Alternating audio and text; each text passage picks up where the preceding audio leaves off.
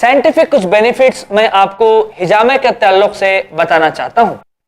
ہمارے جسم کے اندر ایک گیس بنتی ہے جس کو نائٹرک آکسائڈ کہتے ہیں، جس کے پیدا ہونے پر کئی بیماریاں میں انسان مبتلا ہوتا ہے۔ جب ہم ہجامہ کرتے ہیں اور خون کو باہر نکالتے ہیں تو ساتھ میں نائٹرک آکسائڈ بھی باہر خارج ہو جاتی ہے۔ جب انسان کے جسم سے نائٹرک آکسائڈ باہر خارج ہوتی ہے تو ہمارے خون کے اندر ایک اینٹی کوآگولنٹ ایفیکٹ پیدا ہوتا ہے، یعنی وہ خون کو جمنے نہیں دیتا۔ مثال کے طور پر تقریباً جو بھی بیماریاں زیادہ تر آتی ہیں ان کے 3 وجوہات ہیں۔ ایک ہوتا ہے کنجیشن، دوسرا ہوتا ہے اسٹیگنیشن اور تیسرا ہوتا ہے بلاکیج۔ کنجیشن کے معنی کوئی چیز کا امتلا ہو جانا، کوئی چیز کا وہاں پر رک جانا۔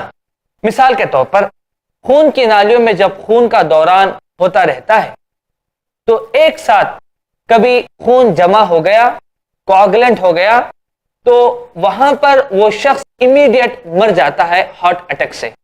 اسی طرح سے دماغ کو سپلائی ہونے والے خون کی مقدار اگر کوئی بلاکیج کی وجہ سے کم مقدار میں پہنچتی ہے تو ہیمیپلیجیا یعنی فالج یا لخوا ہو سکتا ہے۔ تو کئی بیماریاں ایسی ہیں جو ہجامہ کرنے سے تحفظ ہو جاتے ہیں، وہ بیماریاں نہیں آتے ہیں۔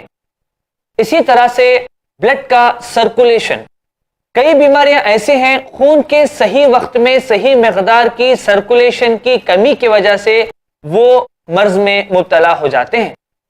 جو شخص ہجامہ لگاتار کرتا رہتا ہے اس کا دوران خون بالکل اعتدال پہ رہتا ہے۔ اور بھی کئی سائنٹیفک فائدے ہیں ہجامہ کے۔